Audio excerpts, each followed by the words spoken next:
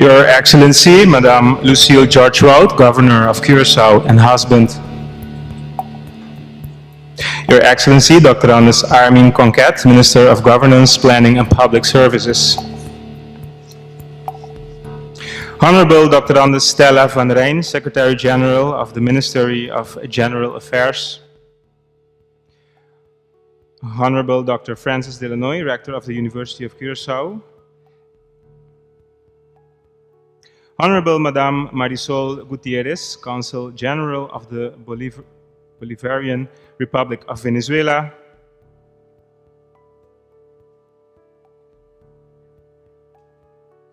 Your Excellency Eugène Regenaat, Prime Minister of Curaçao, welcome.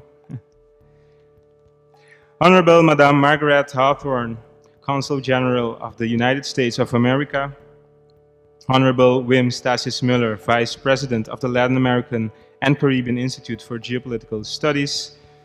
Honorable Humphrey Senior, Member of the Board and Program Director of the Latin American and Caribbean Institute for Geopolitical Studies, the soul of our institute. Honorable Madame Astrid Valladares Martinez, Consul of Colombia.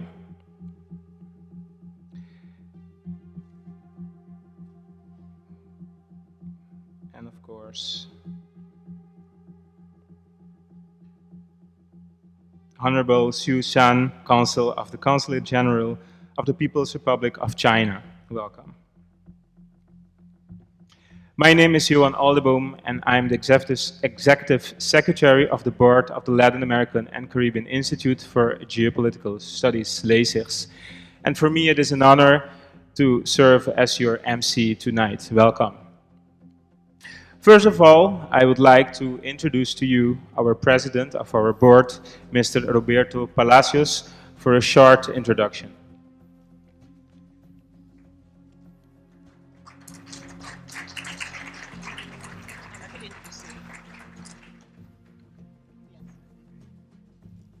We are so honored and tonight that we are a bit flustered, but it was my intention I will be presenting also this evening together with my colleague Johan Aldenboom as a backup master of ceremony. My name is Liana Leonora and I'm the communication officer of LACIGS of this Wintercourse.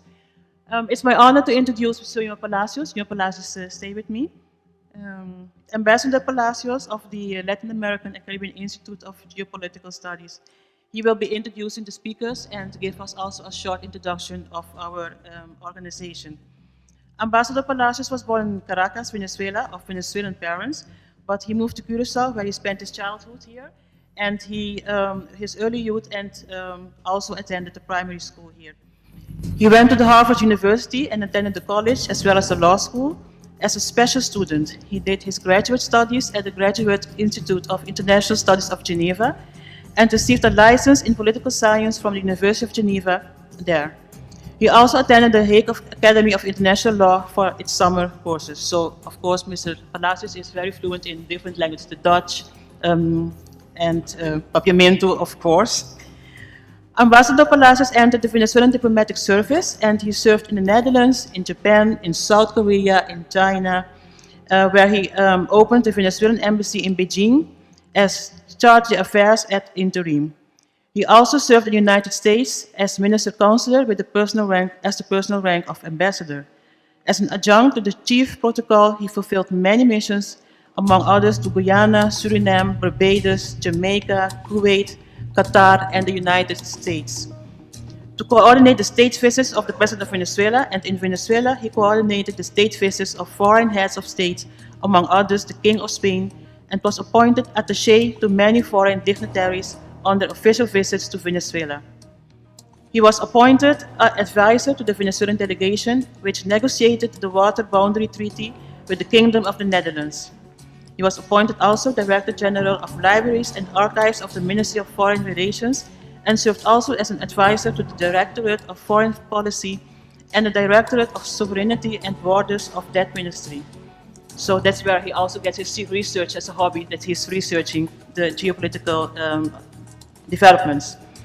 Ambassador Palacios has given many lectures and published much on the history of the relations between Venezuela and the Kingdom of the Netherlands, and Curaçao in particular.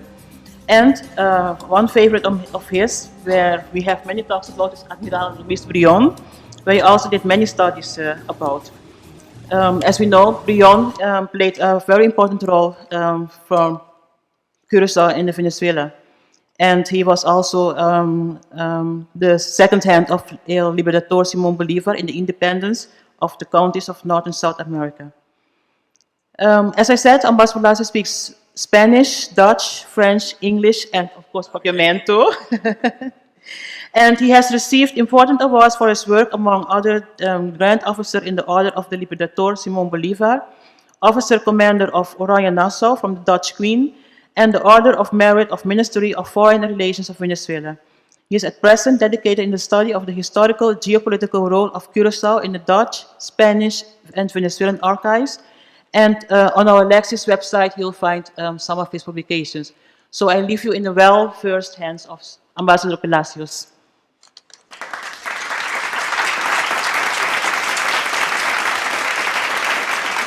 Thank you very much.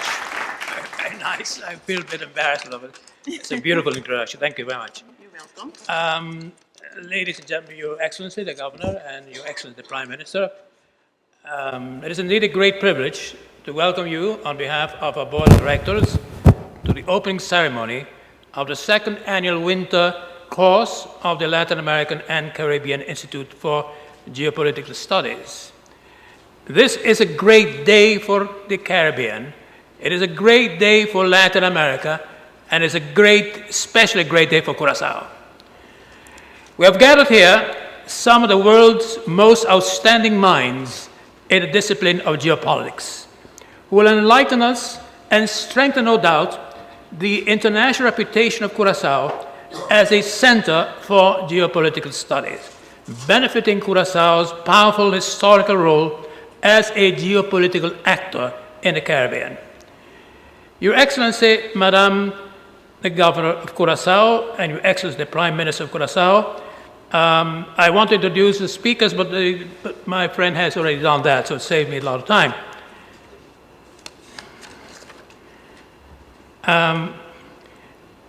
According to, just have mentioned a few names which were not mentioned. Mr. Sidney Justiana, who will chair the roundtable discussion on world state affairs tomorrow, and Dr. Honest Charles de Rego will chair the roundtable discussion on the geopolitics of energy on Wednesday, and Mr. Errol Kova, who will chair the roundtable discussion this Thursday on the Venezuelan crisis.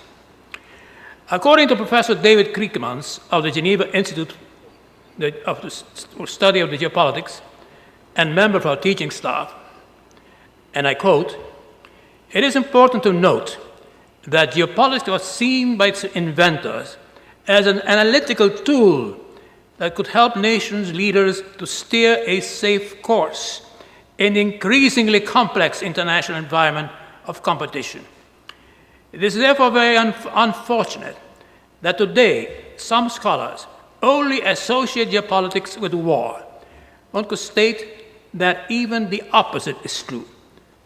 Geopolitics can contribute to a safer international environment by analyzing the geopolitical factors with which individual states are confronted and by offering policy options and relevant scenarios to the leaders of states."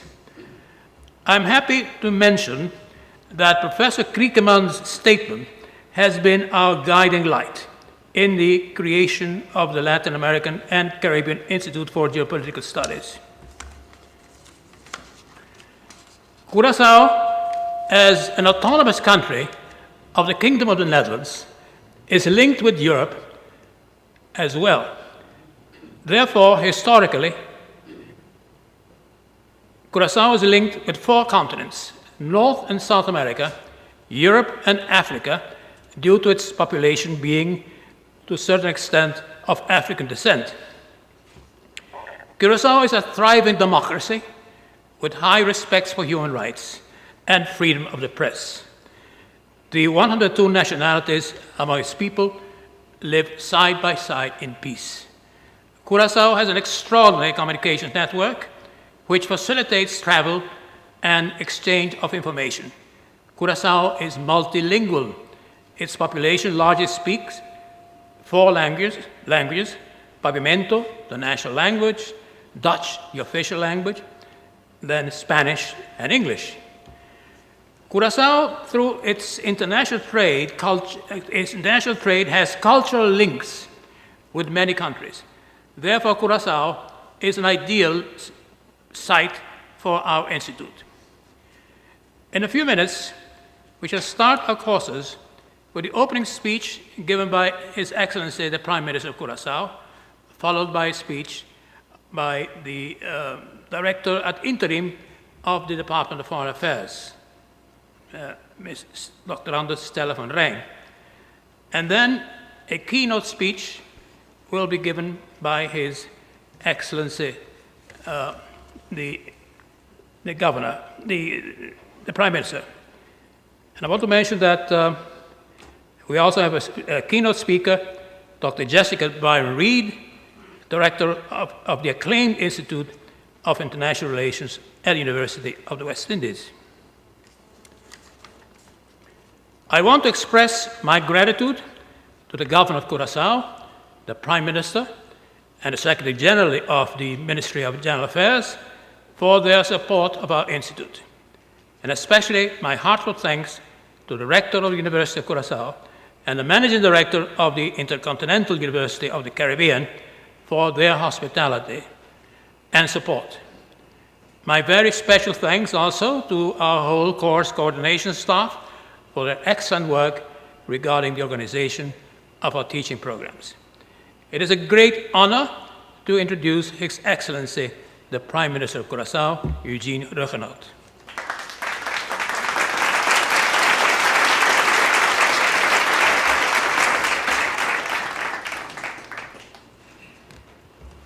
Thank you very much, Ambassador. I must say the honor is mine by being introduced with someone with a track record and a legacy like yours. Thank you very much. Excellencies, members of Parliament, distinguished guests, ladies and gentlemen, good evening, buonanotte. I apologize for entering a little bit late. I think my staff have very optimistic planning and don't take into account the likes of traffic. But it gives me a great honor and pleasure to join you to celebrate the opening of the second edition of the Wintercourse organized by the Latin American and Caribbean Institute for Geopolitical Studies, also known as LACIGS. Many of you in the room have already witnessed the dramatic geopolitical changes that have been taking place during the past years, from nuclear peril, like we're seeing on CNN today, to global terrorism, from inequality to even cybercrime. In fact, there are specific changes occurring in Latin America and the Caribbean, and Curaçao, as the ambassador just said, is at the center of these developments. I would like to name just a few. Climate change. Natural disasters is just one of the consequences of the phenomenon, and this year the impact was especially felt after many of our sister islands, including St. Martin, in the Caribbean were affected by the ravages of hurricanes Irma and Maria. In fact, because of this, the Caribbean region is receiving a renewed attention by the global community, where Build Back Better seems to be the slogan. Talking about building better, SIDS, Small Island Development States, and as SIDS we have our own sets of challenges such as climate change and the environment, but also our location, size, natural resources, and demography, which of course is affected by migration. And also, of course, SIDS dealing with our vulnerabilities, building resilience, tends to be a major challenge that has to be addressed. I also just came back from Costa Rica, where we were discussing cross-border crime. For example, international trafficking of illicit drugs, like was addressed by the San Jose Treaty, which we were discussed in a conference last week, but also international trade of weapons, counterfeit goods, cybercrime, and even terrorism, which is affecting the wellness, security, and well-being of our community, even our democracy. We also have new developments, well, new perhaps to Curaçao, in the region, China. China's new era of Chinese politics and power has solidified its position, as we have seen recently, and now is embarking on a leading role in today's world. In particular, a growing influence in our region is something that has become prevalent with investments in various states with varying degree of impacts.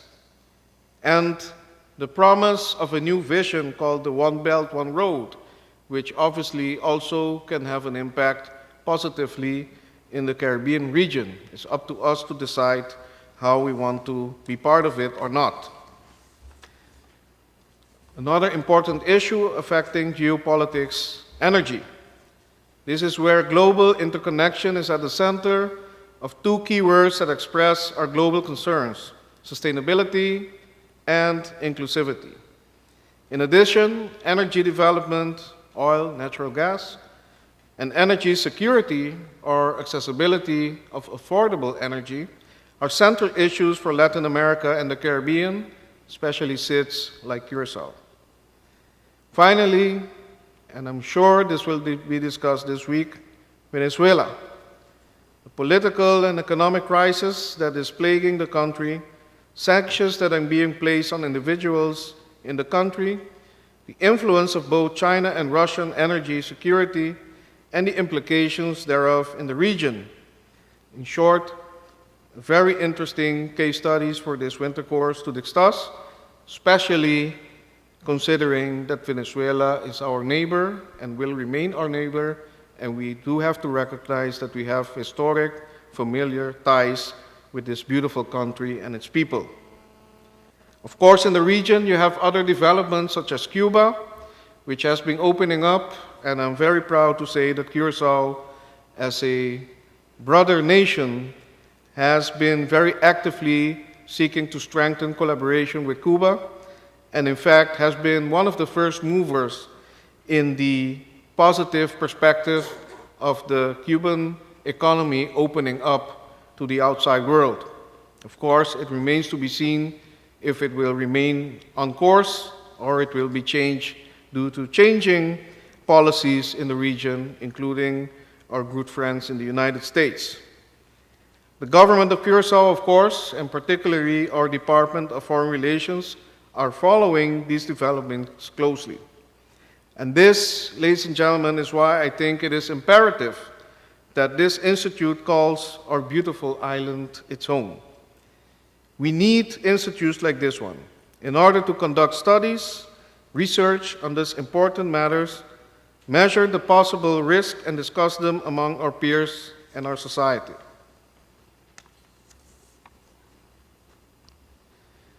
In fact, ladies and gentlemen, I can share with you that I even believe, and it is important to me personally, as it can help me as Prime Minister, which is still a novice at these matters, to make the right decisions.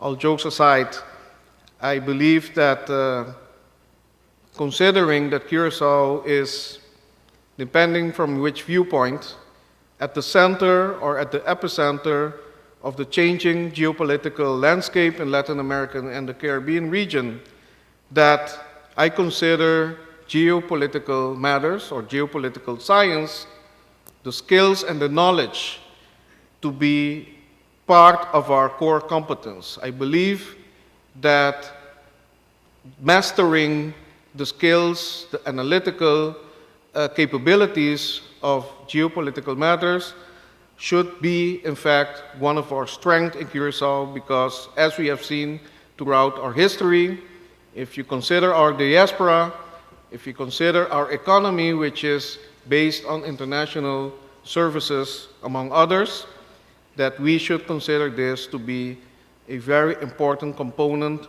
of our ability to develop our nation. But before concluding, I would like to offer my sincere thanks to LACIGS for the continuation of their work to improve our understanding and the analysis of geopolitics in our region. I wish you a very productive Wintercourse with much avid discussion on the above-mentioned topics and more. Thank you very much for your attention.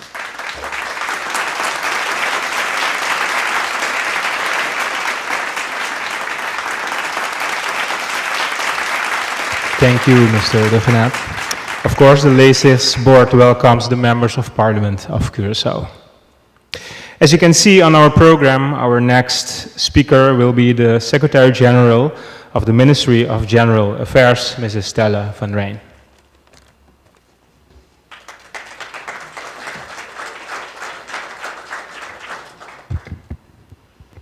Excellencies, dear members of Parliament, other invitees, colleagues, friends, good evening.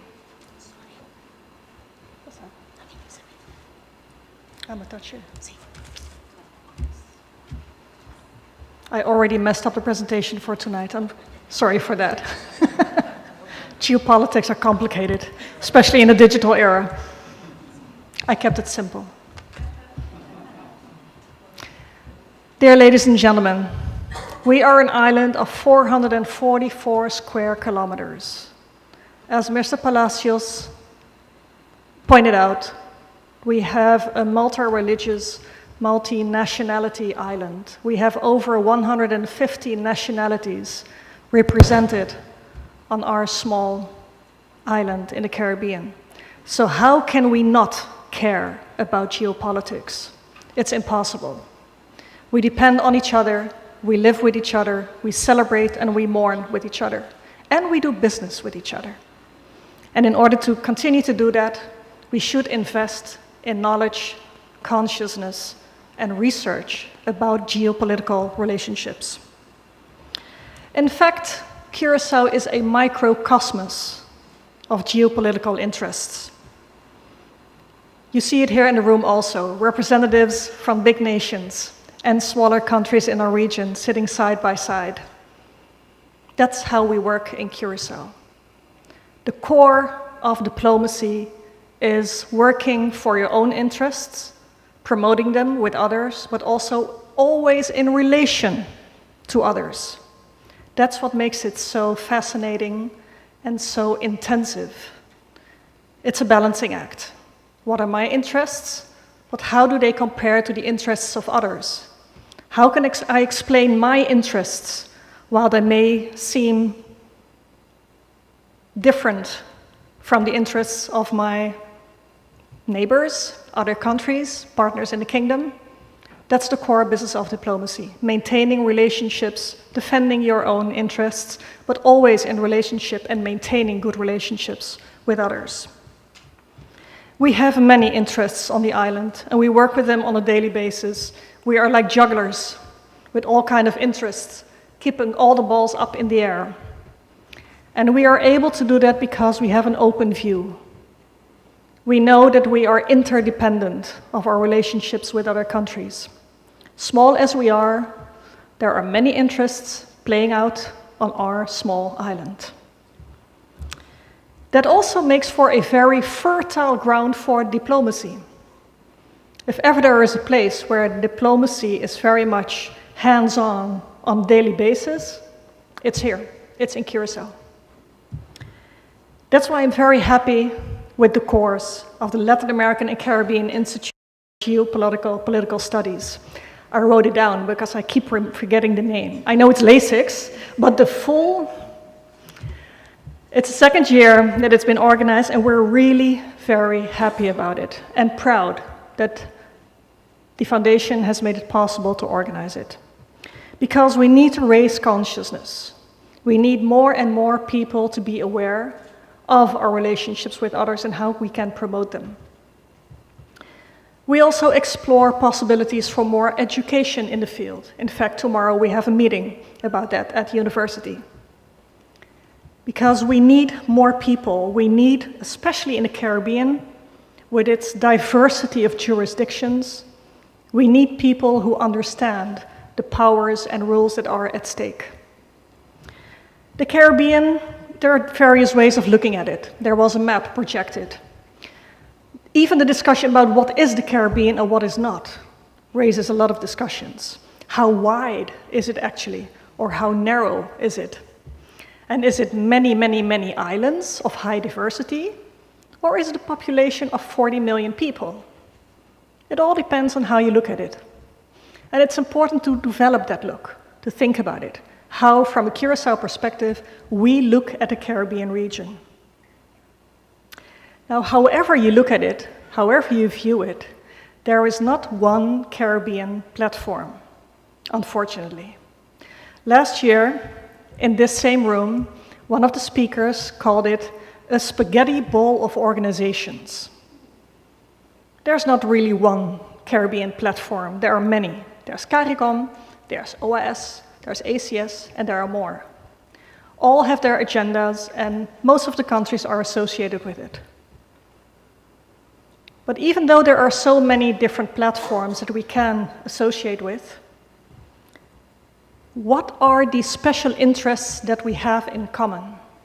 Among all that diversity, among all those different jurisdictions, we have certain things in common that we can look at from a Caribbean perspective. The Prime Minister mentioned one of them, small island development states. The small island development states is a term that has been framed by the United Nations because we're small islands, we're development states, and that brings us into a position where we have specific vulnerabilities and not just climate. It's also the economies of scale. It's the challenges that we all have with diaspora, with our people going abroad to study and coming back or not. We have very, very, very many challenges. One of them is the lack of resilience. We see what happens to small island development states when something like a devastating hurricane happens. It is really devastating, and it's hard to come back from such an event as a small island development state. So we need to form an agenda, a Caribbean agenda, and we need to promote that agenda together. For instance, how do we overcome the somewhat ridiculous criteria of international organizations for middle-income countries?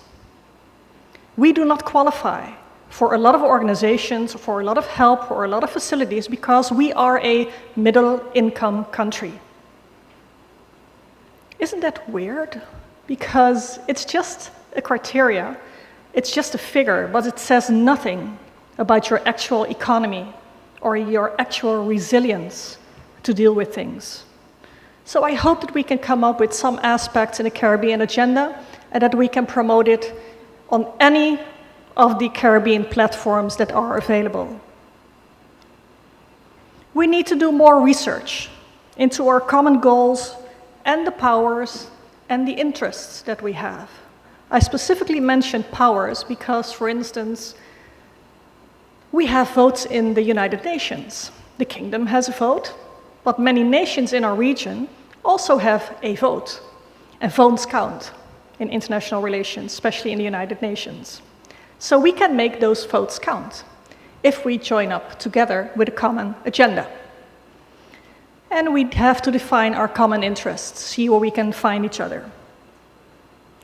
So I hope that the participants to the courses last year, this year, and I hope in all the coming years, will contribute to forming that Caribbean agenda, to the forming our interests, defining them, working on them, doing research, and making sure that as Caribbean nations, we can unite and promote our region as a great region, and not just a set of islands. I wish you a lot of fun. I wish you curiosity, and I wish you perseverance, because geopolitics is not of today. It is of many, many centuries, and it will be. When we thought geopolitics was something of the past, some events happened, and there we are. Geopolitics is back on the daily agenda. And we need to be there as Curaçao. Let's make that work. I wish you a very good winter course.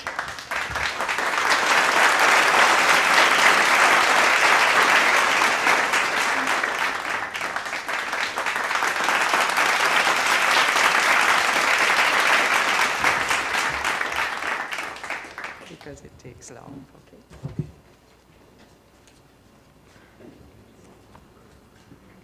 Thank you, Mrs. Van Rijn.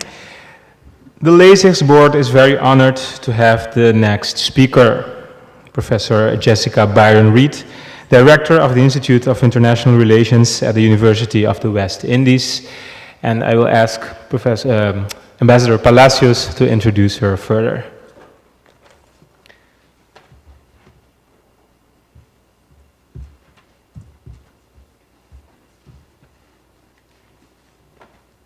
It is a great honor to introduce our keynote speaker, Professor Jessica Byron-Reed, Director of the Institute of International Relations of the University of West Indies in Trinidad. This institute has important historical academic links with the Geneva Graduate Institute of International Relations, where I did my graduate work after Harvard. The Geneva Institute was very helpful with advice in setting up the Trinidad Institute, and its first directors, Roy Preisberg and Yves Collaz, were very close friends of mine, were for many years part of the Geneva faculty. Professor Jessica Byron-Reed has a formidable academic background, so that the Trinidad Institute is in very good hands. She was previously head of the Department of Government at the University of the West Indies in Mona, Jamaica, and a professorial fellow at the Sir Arthur Lewis Institute of Social and Economic Studies.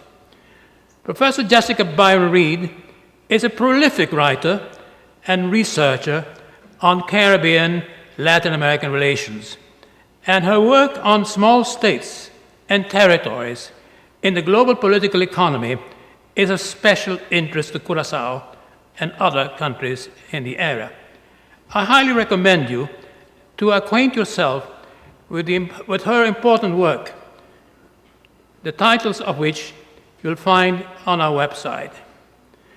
I leave you with Professor Jessica Byron-Reed.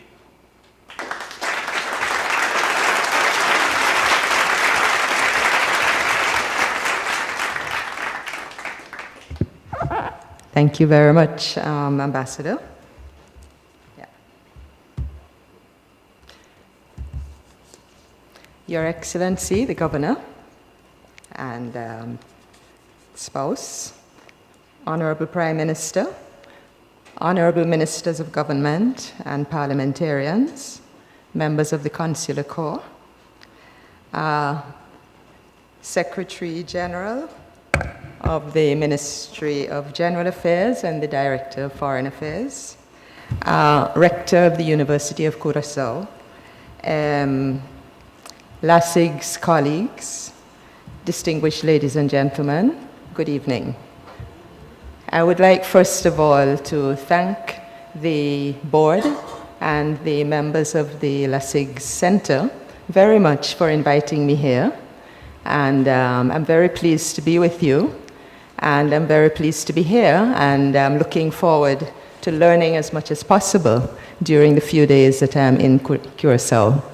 Now, I have a rather old and eccentric computer, and it takes a little while to come on. So I think we will just have to wait until it decides to show something on the screen. But those of us who have been around before all this fancy technology know about talk and chalk. So, and if you come from a developing country and you have worked there for years, you know about electricity blackouts and all the technology goes down anyway, and so you have to have your written notes in front of you so that you can continue your class. So no doubt, in the fullness of time, you will see something on the screen, but in the meantime, I'm going to start. Now, I should say also that I almost have nothing left to say because the Honorable Prime Minister and the Director of Foreign Affairs have spoken very, very much. They've gone to the core of issues that I wanted to mention this evening, so I'm almost made redundant, but I will still endeavor to give you some of the reflections that I prepared. Okay, you don't really have to look much at that rather cloudy map, but this one is a little clearer, and it shows you a bit more clearly the region in which we all live. I'd like to start, first of all, by just referring very quickly to a definition of geopolitics. And to the topics that we're going to be talking about this evening. After reflecting very quickly on geopolitics and the relevance of this concept to the Caribbean, I want to flag a few very important geopolitical issues, especially those in which major changes have taken place over the past year. So, this is something pretty basic. It simply says that geopolitics is a method of foreign policy analysis which seeks to understand political behavior, drawing heavily on geographical variables. We all know what some of those are, and political identities and actions are somewhat, not entirely, but somewhat determined by geography. And geopolitical factors are not fixed. They change over time. And so they influence international relations in different ways over time. Now, these days, as was referred to by the people who spoke before me, geopolitics is being redefined and has become relevant again in the context of globalization, and also, and particularly in the context of the ecological challenges that the entire globe is facing and that affect us considerably in the Caribbean. Critical geopolitics, which is also a la mode, is also important, I think, to us in the Caribbean because it explores alternative narratives. It seeks to look at perspectives other than those of major state players. And since most of us in this region are not major state players, we are, of course, interested in techniques that look at alternative narratives. Now, in the Caribbean, it is impossible, in fact, to avoid some resort to geopolitical frames and considerations. We have so many, as you saw in the screens before, we have so many small and very small territories, both among the islands and in Central America. We have the proximity of several much larger, very powerful actors. We have a post-colonial legacy of European interests in the region.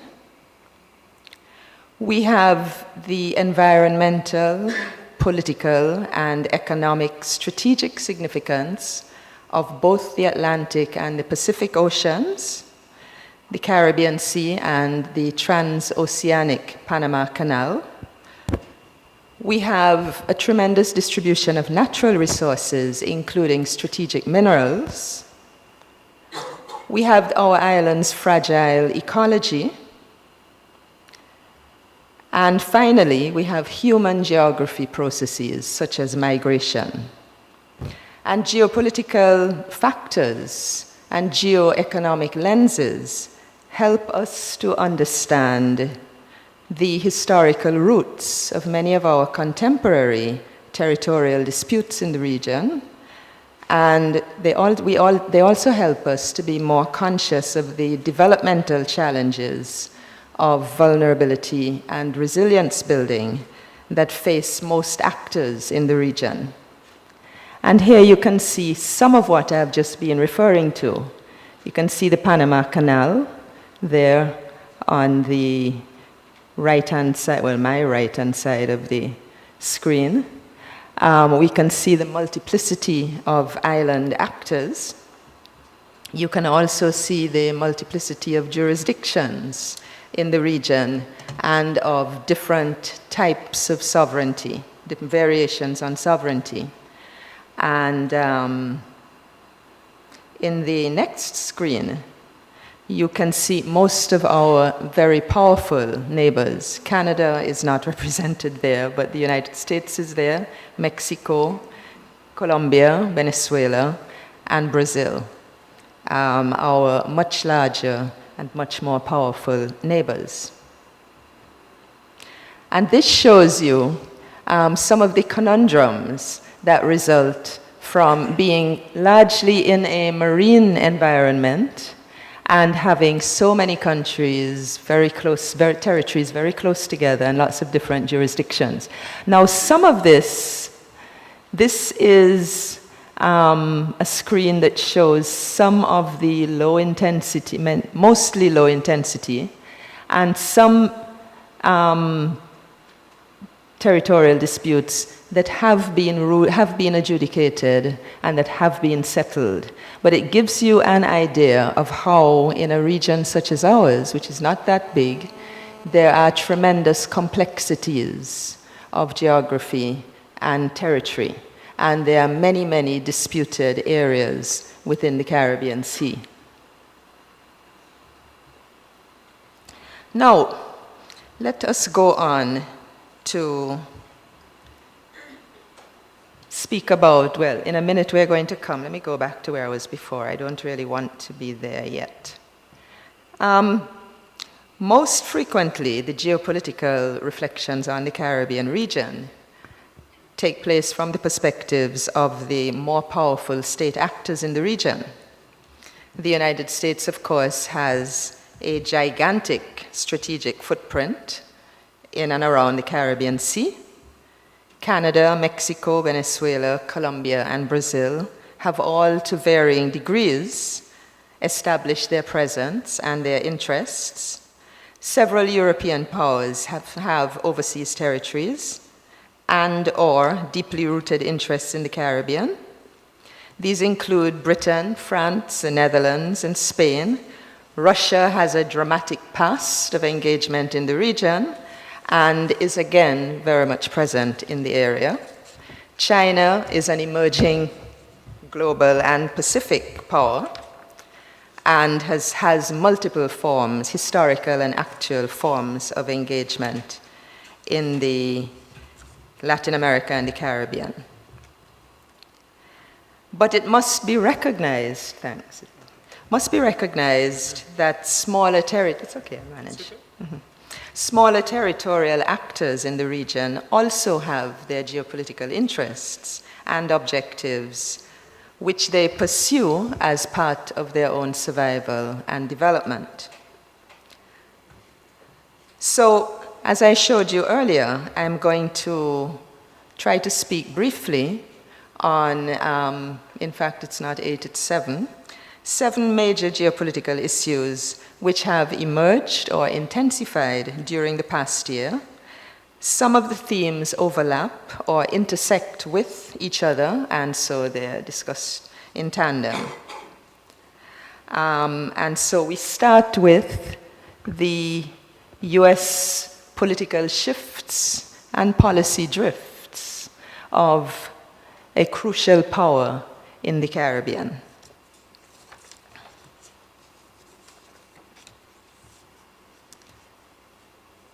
So, proximity to the United States is one of the most significant geopolitical realities for the Caribbean region. That is often sometimes referred to as the US third border area.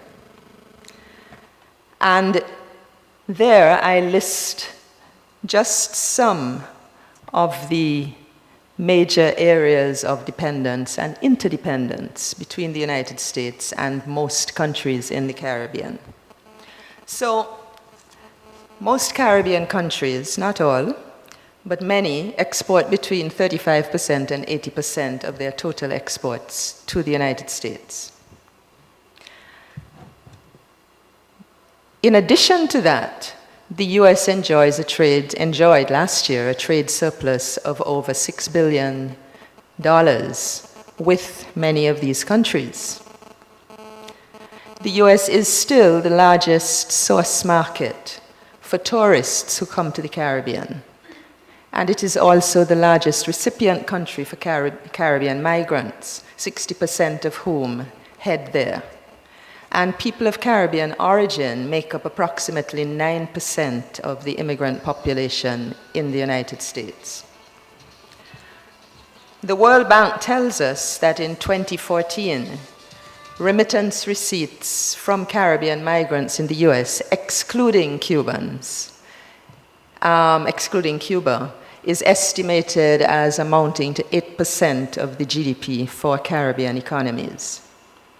And so it's not surprising, therefore, that Caribbean countries are very sensitive to whatever happens in the United States.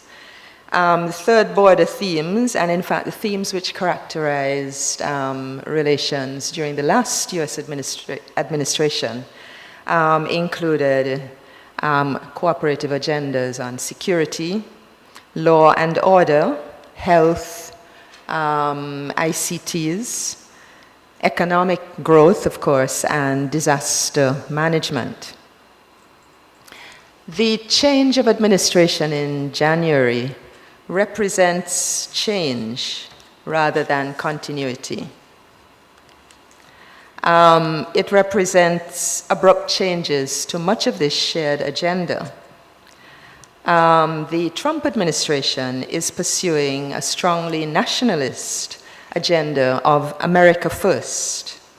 This focuses largely on promoting US domestic issues and priorities elsewhere in the world. And apart from a few very important areas, it's largely indifferent, I would say, to Latin America and the Caribbean region. But there are some central issues that are, in fact, very important for the Greater Caribbean area.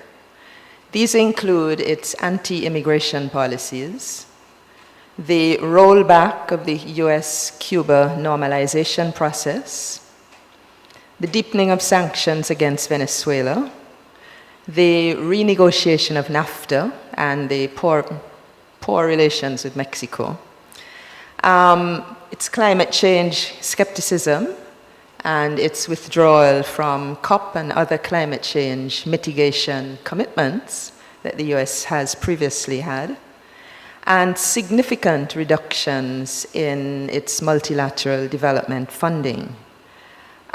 These are all realities which have implications for countries in the Caribbean. Significant implications.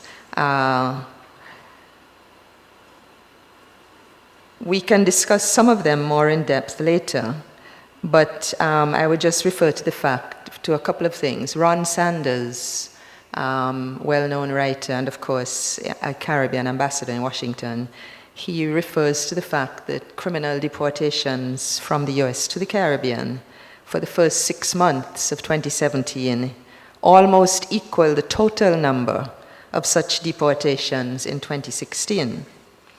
There is the unresolved issue of the 800,000 DACA young people, a few thousand of whom come from the Caribbean.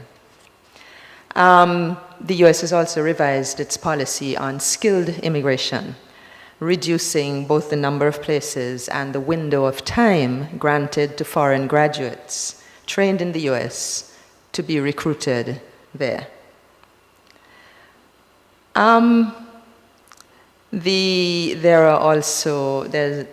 The US is backing away from some of its commercial relations. Most centrally, there are changes or there is a lot of uncertainty concerning NAFTA. What we are finding, though, is that this is generating renewed interest in the Caribbean and elsewhere in Latin American Caribbean trade flows and in trade between Latin American Caribbean region and the Pacific region.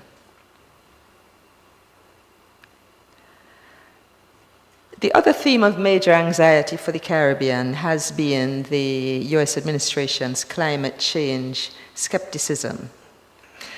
Caribbean countries, Caribbean and Central American countries, have been engaged in an energy security and clean renewable energy cooperation with the US since 2014. And there was quite a bit of anxiety about the continuation of support for this program. What seems likely at the moment is that those Caribbean renewable energy projects, which have the potential to provide commercial opportunities for US enterprises, will be supported, will continue to receive support.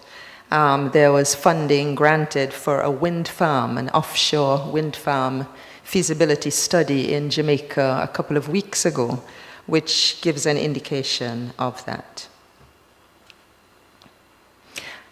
Most Caribbean countries will be affected by the significant reductions in US multilateral development and the reduction of programs as a result in UNDP, in UNICEF, and in various other programs from which people in the Caribbean benefit. Now, I want to switch really to speak about Cuba, and here I'm speaking partly about US-Cuba relations, but also about Cuba, some very important developments within Cuba itself. Now, what a difference a year makes. 1 year ago, the focus of attention in US-Cuban relations was us trying to keep up with the pace of the cooperation agreements being signed, 23 bilateral agreements, the tremendous surge in movement of people between the two countries, and the remarkable increase in investment flows and entrepreneurial activity in Cuba. And of course, the evidence of widespread political and social changes within Cuba. Reactions in the rest of the Caribbean celebrated the normalization, while also somewhat anxiously examining possible repercussions for some of their own economic sectors, largely tourism.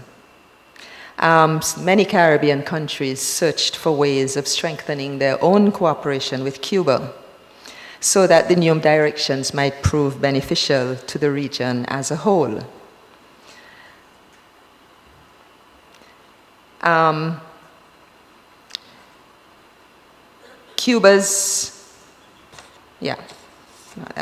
The Trump administration's moves to roll back some of the increased social and economic exchanges with Cuba, announced in June 2017, have major implications.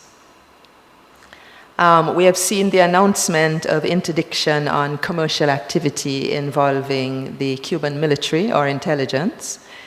We have seen increased monitoring, new bureaucratic hurdles needed for non-Cuban US nationals travel to Cuba. And most recently, a serious political crisis triggered by reports of mysterious illnesses of US diplomatic staff in Havana, to which there have been consistent Cuban denials of involvement, the withdrawal of numerous US embassy staff, and the expulsion of 15 Cuban diplomats from the United States. Now, although the new economic restrictions are not sweeping, together with other difficulties facing Cuba at the moment, the costly recent hurricane damage, the impact of the Venezuelan crisis, they will contribute to continued economic stagnation and a bit of austerity for the Cuban population. Cuba increasingly explores other economic partnerships Chinese and Russian investments are growing. Another aspect, another major development that was triggered by changes in US policy were that in 2015 and 2016, you had huge increases in Cubans leaving Cuba and trying to get to the United States. This was triggered in anticipation of the Obama administration's announcement that in January 2017, the wet foot, dry foot special admissions policy for Cubans would come to an end. Cuban immigration would thenceforth be treated just like immigration from any other part of the region. Now, what that meant is that the Cuban arrivals in the United States went up by 78% in 2015 and a further 10% on that in 2016, about over 40,000 in each year. Many Cubans now remain in countries around the region, caught also by the tightening of US immigration policies. Mexico recently granted 6,000 residence visas to Cubans who have been unable to cross the border there. Cuba finds itself at a sensitive political juncture. It is approaching a date in 2018 when President Raul Castro has announced that he will step down from power, he will retire. And this is expected to be the first handover to somebody who comes from a post-revolution generation, somebody who was born after the Cuban Revolution took place in 1959. So this is a very significant juncture in terms of Cuba's internal processes, and one which all of us in the Caribbean need to be conscious of and need to acquaint ourselves with. Now, Cuba has very solid relations with its neighbors. It has made very impressive contributions to Caribbean human and social development since the 1960s. Cuba has played a central role in regional cooperation. It has very strong diplomacy. It has an excellent foreign service, and it has maintained a positive image throughout the Caribbean region. Ultimately, there is a regional desire to see political and social stability and to see economic advances continue in Cuba. There is a phrase that was used by a minister in Jamaica. He said, "A rising tide lifts all boats." So neighbors prepare themselves not only for that rising tide when it eventually comes, but to adapt to a new generation of Cuban leadership. One from which they expect that there will probably be more pragmatism, more focus on Cuban economic growth, in line with the expectations of the Cuban people, and an expectation from Cuba of increased reciprocity from the rest of the Caribbean, mixed with the solidarity. This is in line, all of these are in line with the policy shifts that were announced by the Cuban administration that were agreed in the lineamientos legislation in 2011 in the Cuban parliament. Now, we move from Cuba to Venezuela. Venezuela is another very important and very central Caribbean actor. As you can see, Venezuela has a very long Caribbean coastline. It's 1,700 and something miles. Venezuela has major stakes within the Caribbean Sea. That is where its oil and gas sector is concentrated. It has major fishing interests as well. It is always concerned with the security of its trade routes. It has a very extensive exclusive economic zone that goes up almost as far as Puerto Rico due to its offshore islands. Venezuela is particularly close to Trinidad, to the Windward Islands of the Eastern Caribbean states, to the ABC Islands, Curaçao, Aruba, and Bonaire, and of course to Guyana. And Venezuela has, for many years, dating back to the 1960s, been very central in regional cooperation. Now with Petrocaribe, ALBA, CELAC, and earlier with the ACS, with Caribbean Development Bank, and many other regional institutions. Venezuelan governments, for many generations, have shown an interest in being a Caribbean country and in playing a fulsome role within the Caribbean region. Now, this gives you an idea of the proximity. This is Cuba, this is Venezuela and Trinidad. Trinidad is closer to Venezuela than it is to Tobago, 7 miles or less at these points. There's extensive mobility.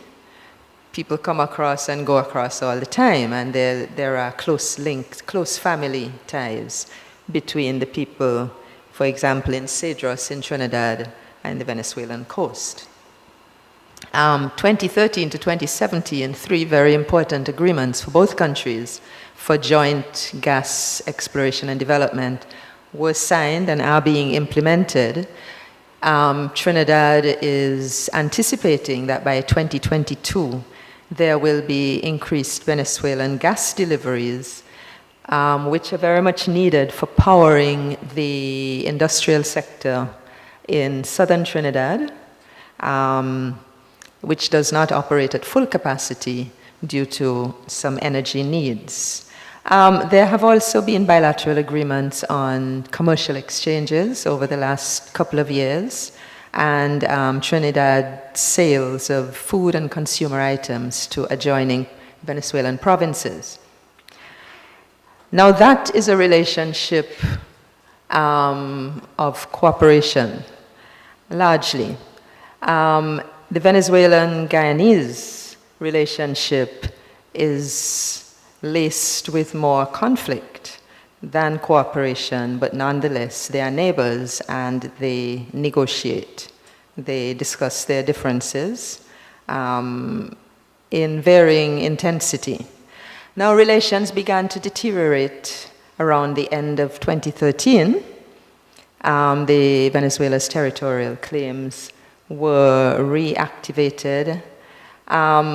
Relations have chilled in tandem with Venezuela's internal difficulties, with the advent of a new administration in Guyana in 2015, and they culminated in Guyana's withdrawal from Petrocaribe and an end to the trade in rice that had been ongoing for some years. Now, one of the irritants has been Guyana's significant petroleum discoveries in the Essequibo maritime area. This is, of course, the area of dispute that is claimed by Venezuela. Latest developments, I'm sure you're all aware of, the UN's appointment of a Norwegian mediator, and Guyana has opted for adjudication by the International Court of Justice at the end of 2017 if those mediation efforts do not make much headway. It remains to be seen if ICJ adjudication will go forward. There is a significant major power dimension because of US and Russian commercial interests. Rosneft's involvement with petroleum interests in Venezuela, with PDVSA, and ExxonMobil, an old actor in Venezuela and a newer actor in Guyana, leading petroleum development in Guyana. So that gives an additional, possibly complicating dimension, but possibly also the Russians may have the capacity to play a mediating role with both countries because of their ability to speak with both countries. Who knows? Venezuela had a very turbulent first half of 2017. And by the second half of 2017, things cooled down a little bit. But Venezuela, there were over 100 people who have died over the last 2 years, well, 3 years. Venezuela had decided to withdraw from the Organization of American States. Now, there has been regional and international criticism and concern expressed at events in Venezuela, but it has stopped short of activating the Inter-American Democratic Charter. However, there have been 2 declarations by a group called the Lima Group in August and in September, which basically call for political dialogue, observation of human rights norms, and the resumption of an electoral schedule. Regional elections were held in October. The Socialist Party of Venezuela, the governing party, won overwhelmingly, won 18 of the governorships.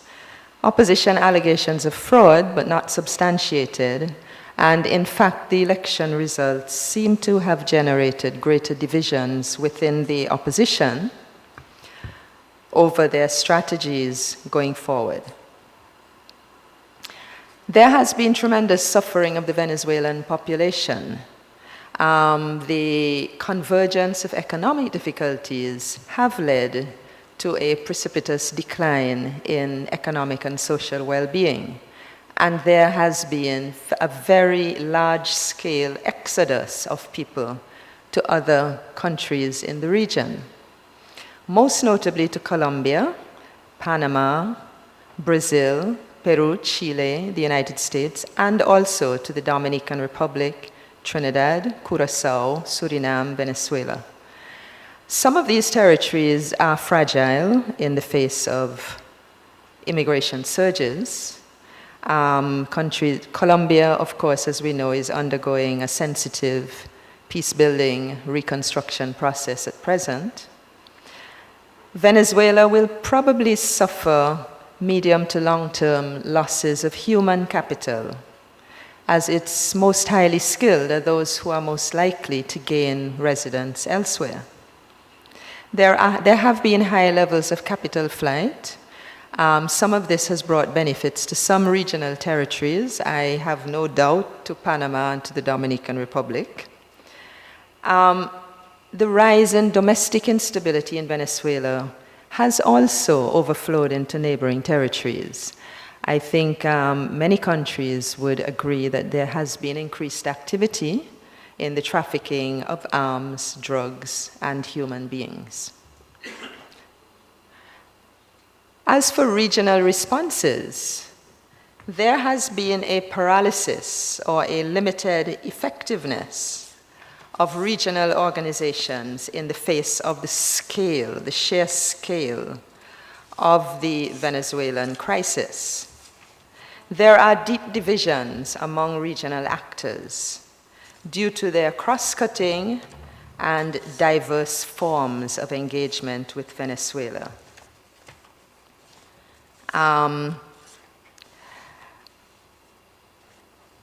Venezuela's neighbors have geographical or geopolitical proximity or distance. They have differing domestic sensitivities to the impact of Venezuela's widening crisis. Some are highly indebted to Venezuela for its support programs over the years. Some have ideological affinities, others have ideological differences with Venezuela. Some have crucial economic interdependence with Venezuela. Most adopted solidarity in light of the US threats of military action. And many have a desire to protect their regional organizations from the destabilizing effect of the Venezuelan crisis. And some have other homegrown difficulties which have complicated the forging of regional consensus or proactive responses of leadership. So what all of this shows is just how central a player Venezuela is in the geopolitics of the Caribbean and Latin American region. For 2018, it would seem that the Venezuelan administration will weather the storm. There are crucial elements. Venezuela's ability to meet debt repayments. You would note that the government has recently called for debt reconstruction talks. The impact of US financial sanctions, especially the most recent ones. Venezuela's continued support from major creditors like China and Russia. The continued support of the armed forces. The cohesion within the governing party as they move towards presidential selections. The opposition's capacity to maintain its unity and momentum for the long term. The population's resilience. And finally, the stance of many regional states.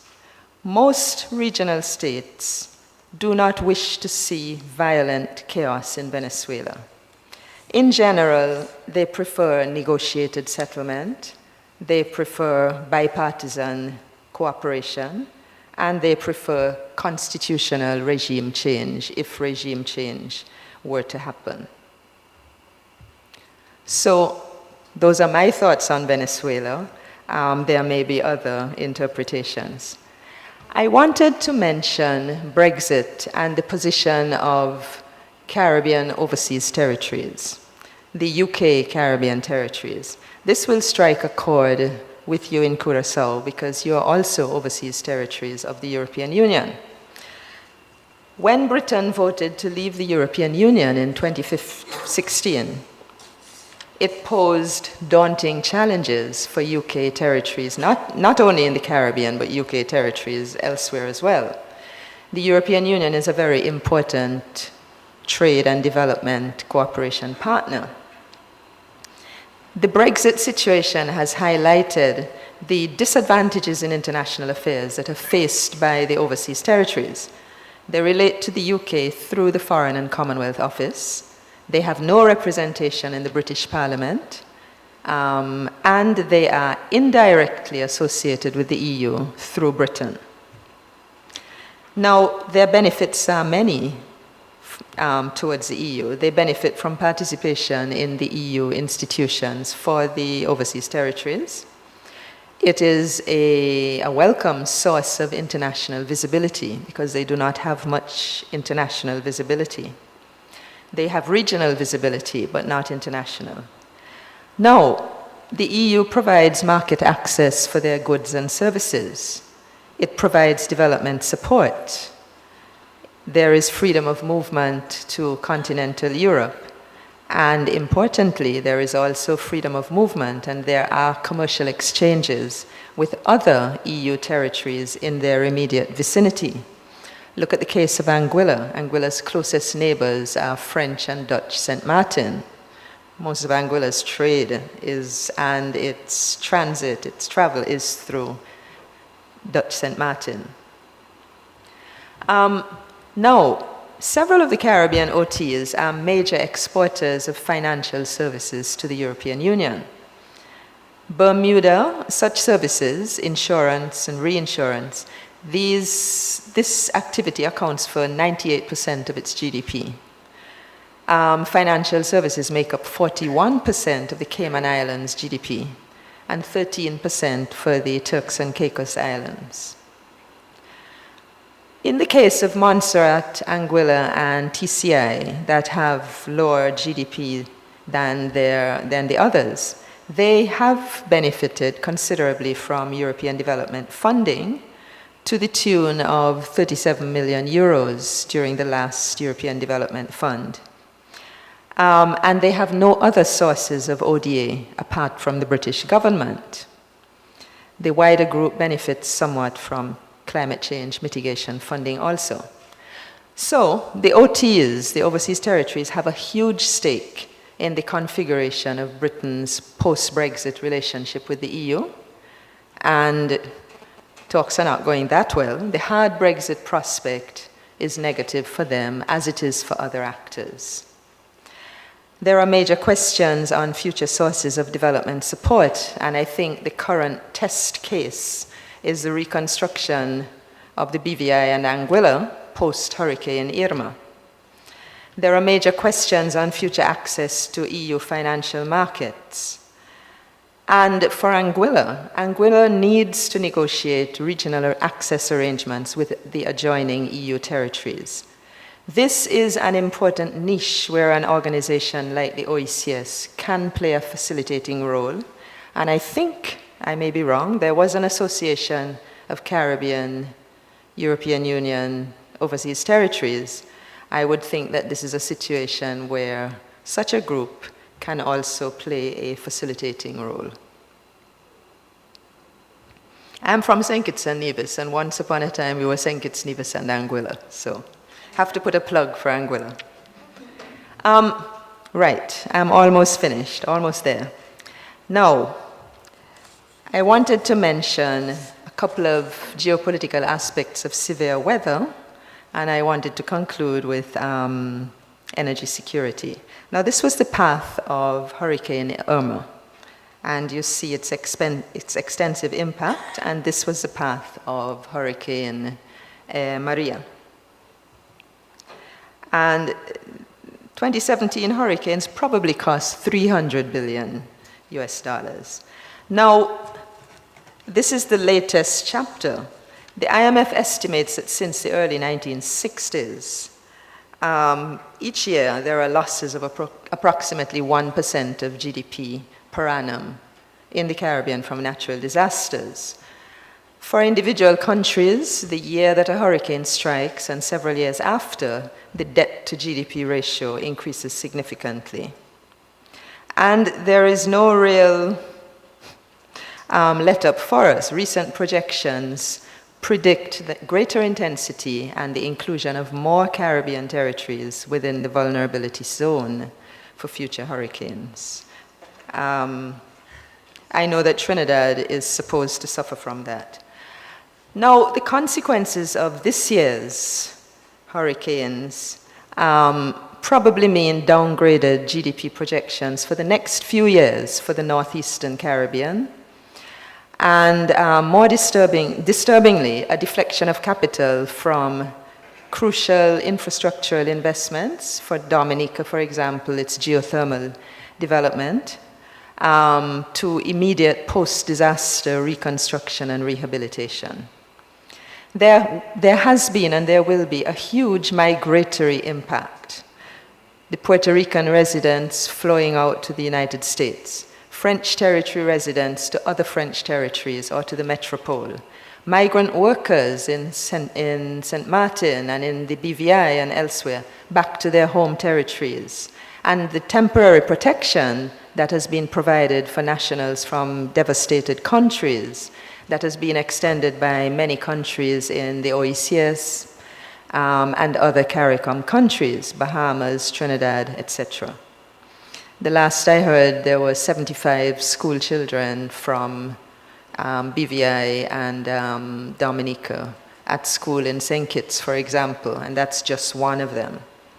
The security effects. Initially, there was a law and order breakdown in St. Martin. There was a prisoner escape in BVI. And in most of the dependencies, reinforcements of metropolitan security forces were necessary to assist with the rule of law and also with rebuilding. Now, what are the lessons that we can take away from this disastrous hurricane season? First of all, the broad scope of the international relief response. From the EU to Venezuela, to USAID, to regional governments and private individuals, diaspora communities, international agencies, etc. And this has to be an ongoing part of our foreign policy in the Caribbean. Maintaining a presence, maintaining links with all these networks that we need so often, and also providing our own solidarity when it is not our turn. Again, as was stressed by the Director of Foreign Affairs, the paradox of middle and high income small states and territories which have high vulnerability but limited access to concessionary funding for rebuilding.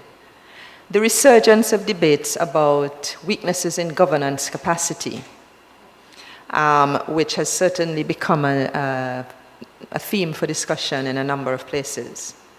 And the obvious need for new resilience measures, more insurance, more reconstruction support, new building codes. We never had Category 5 before. And also, I think the hurricanes have demonstrated the value of our regional institutions, even if they are small scale. They have still played a useful role. Last area, just a few comments on energy security in the Caribbean. The 21st century has taught us has put energy security high on our policy agenda. The CARICOM energy program has a target of having 47% renewable energy by 2027. That's a very high mountain to climb, since in 2012-2013, renewables only accounted for 8% of CARICOM's energy. All these countries have significant deficiencies in the provision, in reliance on fossil fuels, in being high-cost energy producers, in having large segments of the population without access to electricity due to geography and income disparities. Many countries are focusing on geothermal sources, but others are focusing on wind, solar, and biomass. The constraints are much the same. Funding gaps, the search for affordable and reliable investment partners for the startup costs of geothermal plants, and distribution pipelines. But despite the difficulties, these are very important long-term initiatives for regional energy security and for our sustainable development goals. And it is to be hoped that new investment partners will be found. China has a major climate change section in its new Latin American and Caribbean policy of 2016. Let us see if that will extend to some geothermal and other renewable energy financing. The other side of energy considerations, of course, concerns the new oil and gas discoveries. Most significant in Guyana, which is projected by 2020 to produce at least 120,000 barrels per day. But of course, this is also a very high-risk transition time for Guyana. Guyana has been on a low-carbon development path for the last 2 decades. There are major implications for other sectors of the Guyanese economy. Major questions about the maintenance of balanced growth, about protecting the marine and land environment. There are major challenges of internal political risk and of conflict potential with Venezuela. Undeniably, there are immediate or short-term opportunities for economic growth, for Guyana's exercising much more regional leadership, for strengthening the human development possibilities for its population. But there are tremendous challenges of putting in place legislative safeguards, financial and human resource development arrangements for this new era that seems to be coming rapidly. So, to conclude, I'm sure you're all very relieved that I've actually reached a conclusion. So am I. So, just to recap, there are major shifts in US policy. We are seeing the withdrawal of the United States from its traditional levels of multilateral engagement. We are seeing policy shifts in important areas of global and regional policy, and less focus on the partnership programs with the Caribbean.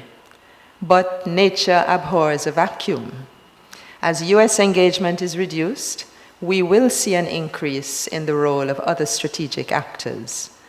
And right now, increased roles of China and Russia are very much on display across the Caribbean. It has been a turbulent, crisis-riddled year for Venezuela and for its neighbors. And there is still an uncertain outlook for 2018. Cuba suffers various setbacks as it moves towards its 2018 presidential transition. There is ongoing uncertainty about Brexit, but one thing we can be clear about, it is unfavorable for the interests of the British overseas territories. Hurricane destruction in 2017 will have negative impact on regional growth, probably for the next few years. It will make for demographic shifts, which will be either temporary or longer term for the next few years. That has happened with every hurricane that has hit the Caribbean since the 19th century. It will fuel, though, post-disaster economic growth for some, drives for greater resilience, search for new partners, and it may also stimulate some governance adaptations, particularly in some of the overseas countries and territories that have been affected. We are in an exciting era of new energy-related developments, both in fossil fuels and in renewables. Now, all of these geopolitical and geoeconomic developments have implications for the foreign policy behavior of all the countries in the Caribbean, for regional cooperation, for national development directions and emphases, and for the economic risks and opportunities that are available, both to large-scale private sector players and small and medium enterprises, but also to the populations, the societies, the people who inhabit the Caribbean zone. So thank you very much for your attention.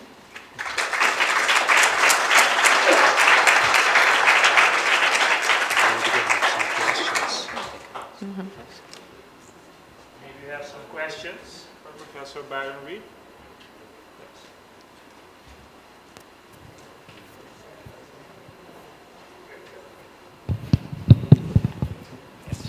Good evening, everybody.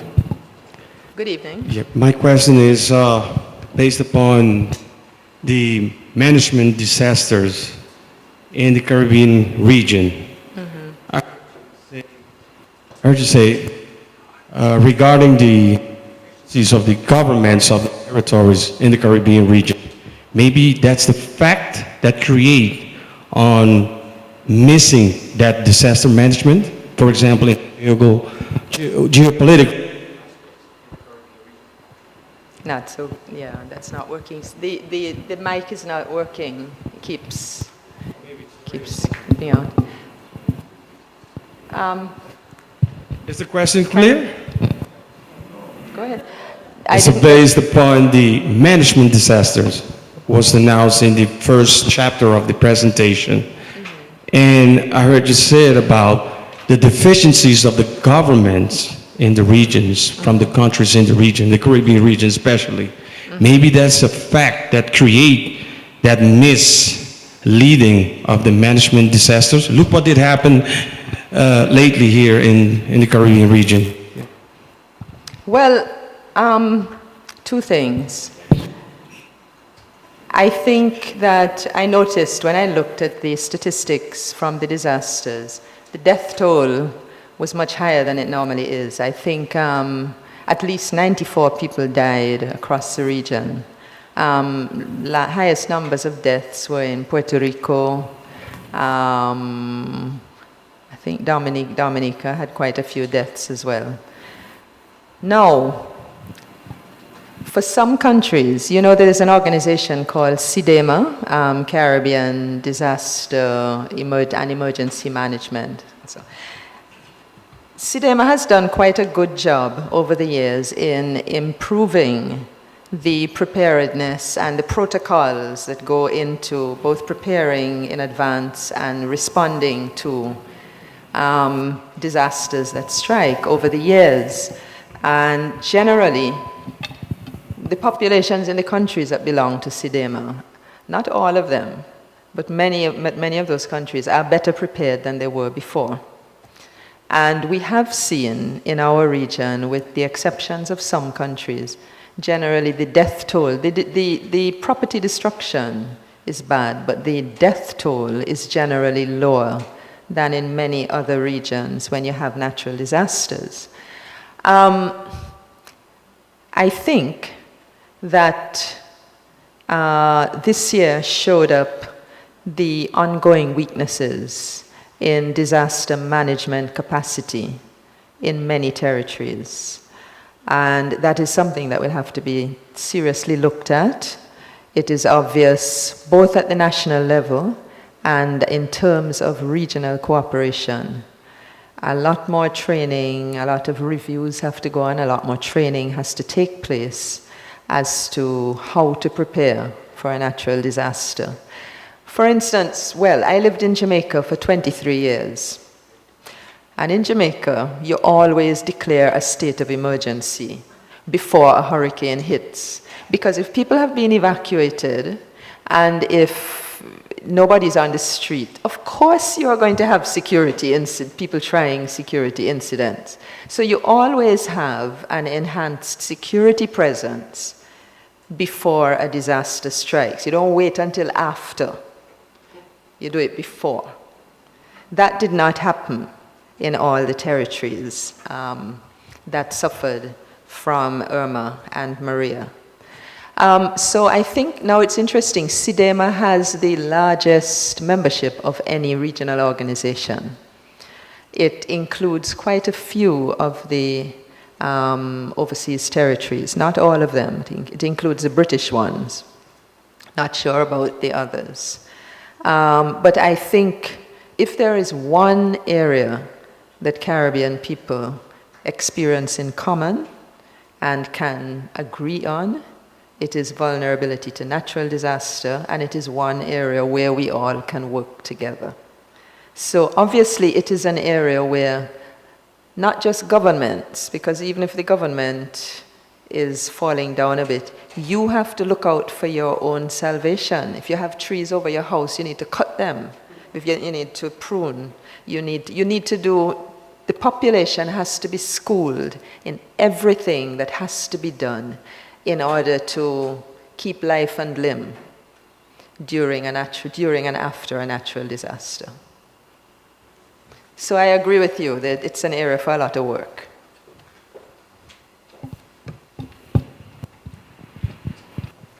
My name is Charles Cooper, Parliament of Curaçao. Since you mentioned, and we all know that the BRETEX will be a fact, then the OCTs will also have to change, the OCTs status. Mm-hmm. And that may impact also us in Curaçao because we are part of the OCT. Now, there was discussion a long time back, OCTs versus ultra-peripheral status. Can you say something about that? Well, okay, now, yes, but before that I want to clarify something else. The overseas countries and territories, of course, your status vis-à-vis the European Union does not change. Your status vis-à-vis Britain will change, and if you have extensive economic relationships with Britain, well, you would be affected by whatever post-Brexit market arrangements are worked out between the European Union and Britain. It will affect some territories more than others. It depends on the extent of your dependence on the British market. Now, there are some places, some overseas territories in the Caribbean that do have the ROOP status, which is the ultra-peripheral status. And those are the French departments in the Caribbean. It has, as far as I'm aware, both advantages and disadvantages. They benefit from much higher levels of financing from the European Union, but in return, they don't have any flexibility in terms of deviating from EU market regulations and norms. So it means, well, the départements say it all, the French regions in the Caribbean say it all the time, that it makes them less competitive in terms of regional trade because they have to maintain European labor norms, they have to adhere strictly to all of the European norms. So you get more money, but you get less flexibility. So I'm not sure that you would have the choice now because Curaçao certainly has quite a different constitutional status. But I think I am not an expert in European law, but that I think is a crucial difference. I also have a question. I am an expert in European law. I'm the Dean of the Law School here at the University of Curaçao and Professor of European Union Law. So my question is also probably more legal as well. I was also triggered by the Brexit discussion. Also because a couple of weeks ago the House of Lords published a report in which is analyzed the impact of the European Union minus the UK to most of the British countries and territories. Most of them are either dependent upon subsidies from the European Union, or their trade is mostly related to the European Union, not going to the UK. Exactly. Yeah, so it is, so they are very worried. Also in the Overseas Countries and Territories Association, they have expressed that recently. And for instance, you mentioned Anguilla. And Anguilla is, still doesn't have a treaty with the Dutch and the French for the maritime borders. So there are still negotiations there. So they are very worried about what's going to happen. The BVI has not had any British subsidies since the 60s. So they are completely independent. So it's not just their relationship with the European Union, but what do you see for the possibilities, for instance, for them becoming part, for instance, of or independent? Okay.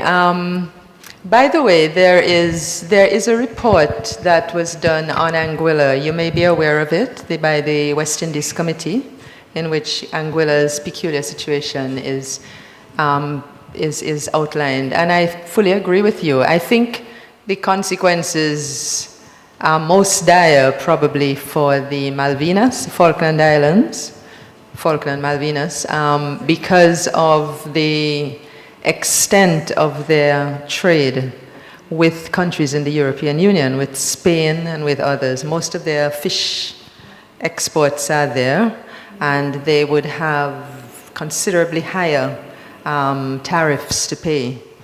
And, well, Gibraltar's situation is completely up in the air, for example. Now,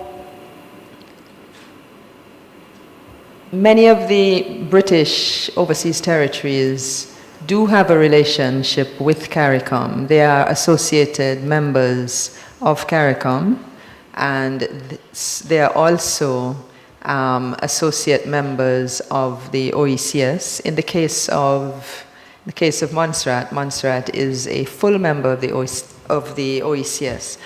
It is possible to gain what is called, negotiate an entrustment with the British government to have some competence in regional policy. The French have their own version now, slightly different. But Montserrat negotiated an entrustment in order to be a full member of CARICOM and of the OECS, and to be a member of the Economic Protocol of the OECS. BVI chose not to do it, although BVI's constitution allows it to have the same thing. Because BVI has a lot of concerns about immigration, it does not want to have free movement between itself and the rest of the OECS. So it prefers to remain an associate member under the former Treaty of Bastia, but not sign on to the revised treaty. All of them are associate members of CARICOM, where they participate in the heads of government meetings. They belong to some of the functional cooperation areas, but they are not part of the single market of CARICOM. Nor have they shown any particular interest in being part of that. But they do benefit from the functional cooperation. Now, in terms of their future relationship with Britain, I suspect that in the wake of Brexit, there will be a more conflictual relationship in various ways. And that is also going to be probably a feature of relations following these hurricanes. Because BVI never needed assistance from anybody before, but it certainly will in terms of rebuilding its space. Montserrat was totally independent economically until Hurricane Hugo and the volcanic eruptions. And Montserrat has not had a friction-free relationship with Britain since, but at the same time, it is budgetarily dependent. Can't do much. Montserrat cannot go anywhere. I have been looking for statements, and what you see, the tone that you get is that they're not contemplating independence yet, that they continue to seek wider forms of autonomy, but they don't really, nobody really seems to be thinking independence would be in their best interests. The OCT that could step out tomorrow would be Bermuda, but Bermuda has not chosen to go that route. Now, incidentally, Bermuda is in the best position in terms of a relationship. It has an institutionalized relationship, I can't remember what it's called, with the European Union. It has a presence in Brussels, which is something that none of the others have yet. So Bermuda is better placed than the others to defend its interests in financial services. But I don't expect to see a massive exodus and independence of these territories. But they will keep on pushing the envelope, trying to get more autonomy, I suspect. Okay, I have an observation. You describe a map of geopolitical map of the Caribbean, and I think it will be very important if you also that in the Caribbean, Latin America, we're talking about 70 military bases of the USA. And my question is, what is the influence of those military bases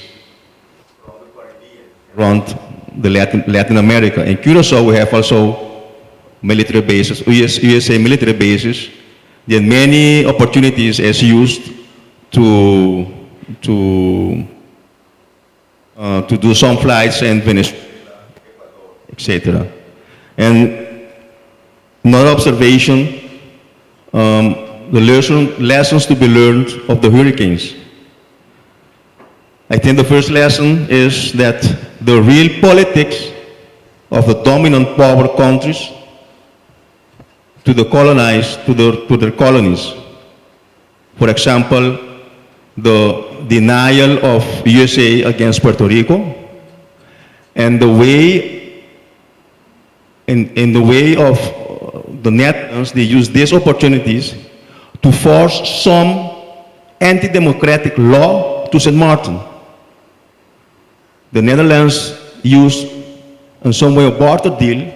I will help you, but you have to implement some anti-democratic law. This, I think, the lessons to be learned is the application of a disaster neo-colonialism. This is my observation, and my question is, what is the influence of the military bases for the geopolitical moves in the Caribbean? Thank you for your question. Well, first, just on the example you gave of St. Martin, that is not out of the ordinary. It's not extraordinary. If you look at the case of Montserrat, since Montserrat became 100% dependent on British budgetary support, Britain has also imposed much more its financial regulation, its legislative control over Montserrat's internal affairs. This tends to be a feature of accepting financial support from the former colonial, or, well, not former, from the metropolitan power. I did not emphasize it because I take it as a given. The United States is the major strategic power in this region. The United States has, since 1898, sought to be a major strategic power in the Caribbean. And every territory in the Caribbean, certainly every small state in the Caribbean, has to learn how to negotiate in a vastly asymmetrical relationship in terms of security with the United States. The military bases are there. The United States will follow its own interests. And I think that many of us in the region have learned in various situations what is a worst case scenario. For example, a worst case scenario is Grenada in 1983, where somehow you managed to end up with a US invasion of your territory. So you learn as you go along, hopefully not by very unpleasant, very disastrous circumstances like that, to negotiate from a position of weakness and to try to maintain at least 50% control over your territory so that you do not become completely subject to the interests and the agendas of vastly superior military powers. In the dialogue, you have what is called a security dialogue between the United States and a number of territories in the Caribbean. It's not an equal dialogue, but the Caribbean has tried to put some of its own interests with varying levels of success, sometimes no success at all, on that agenda for annual meetings. Now, those meetings have waxed and waned depending on what administration is in power in the United States. You had a more cooperative relationship during the Obama administration, although there were still conflicts of interest. I don't hold out much hope for major security or commercial or even commercial partnerships in the current administration. I hope I am wrong, but it does not look very encouraging. But at the same time, we live next to the United States, and that is a geopolitical reality. And so we have to try to work out a modus vivendi with our neighbor. That's the way I see it.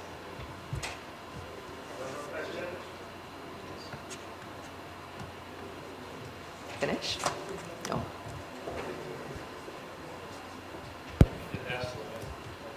What is the role of Dutch?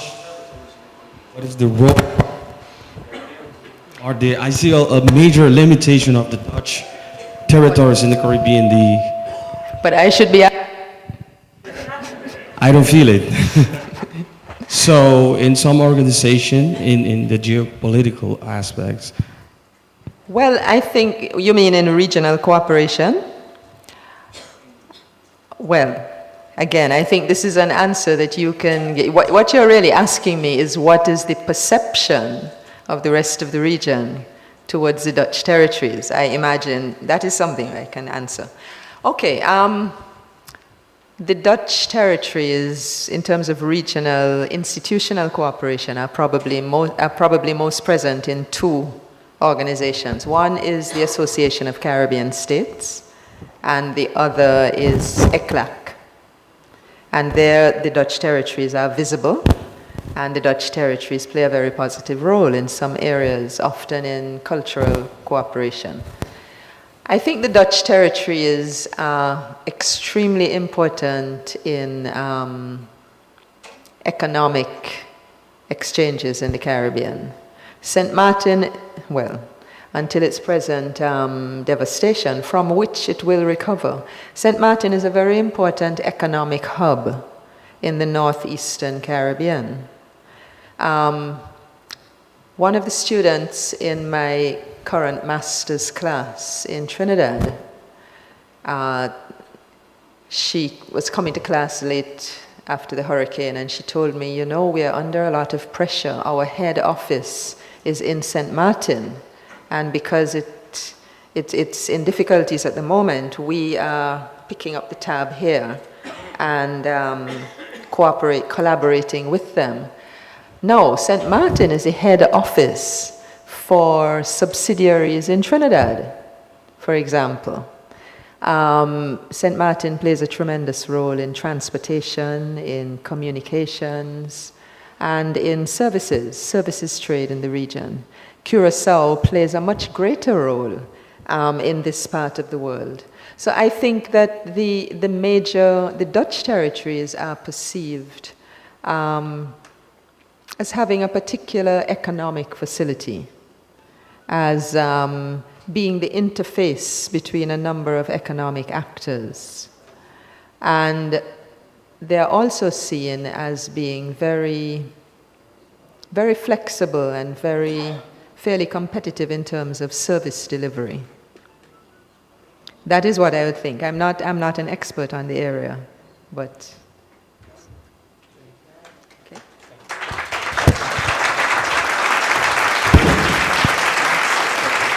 Okay. Thank you, Professor Jessica Byron-Reed. Yes.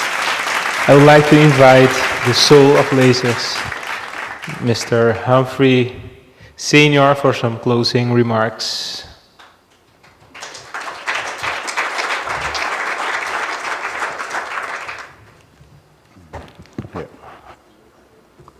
Good evening. Since the protocol has been served already, I want to address myself to speakers and participants for the program of this week.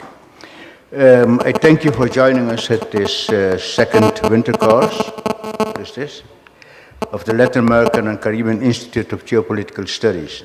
First of all, I want to present my deepest appreciation for this diverse variety of academic colleagues, political decision makers, and policy officers that found their way to this course.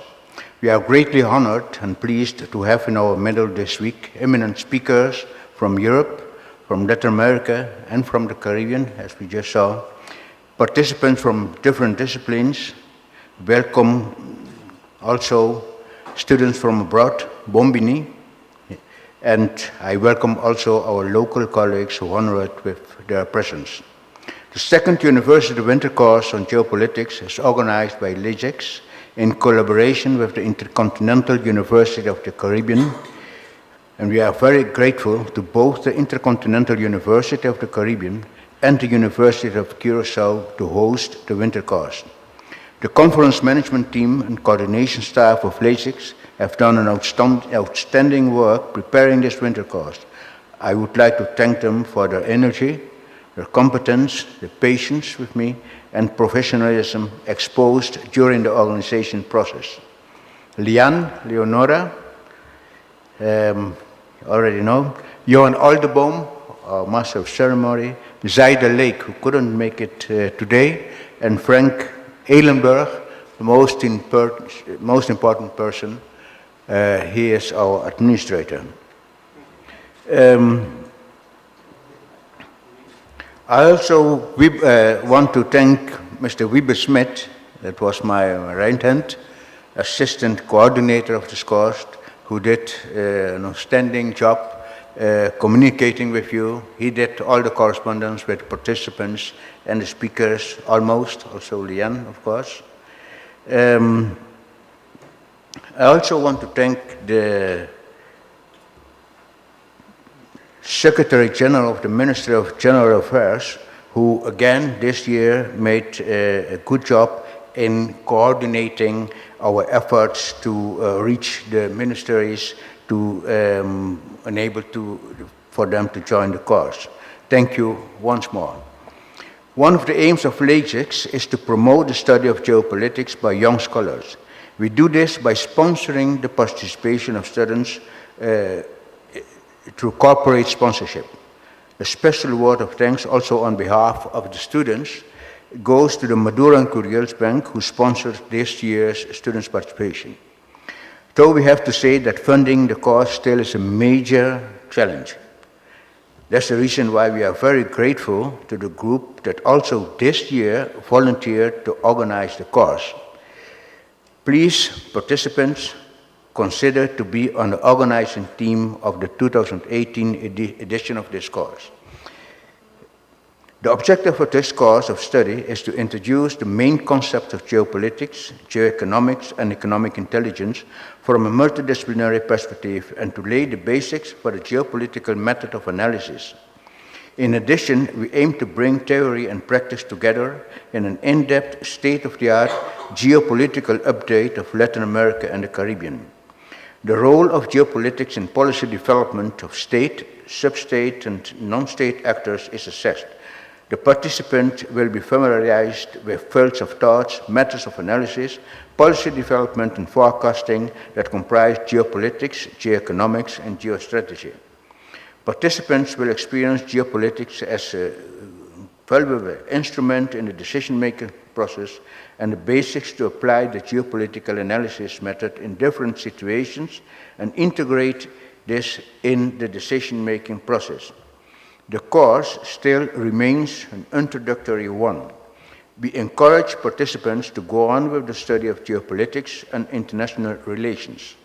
It had been mentioned already by the General Secretary. Hopefully, in the near future, Curaçao can offer such a study at the master level. On Friday, after the presentation of the research papers of the students, we will hand out the certificates to all the participants who attended. And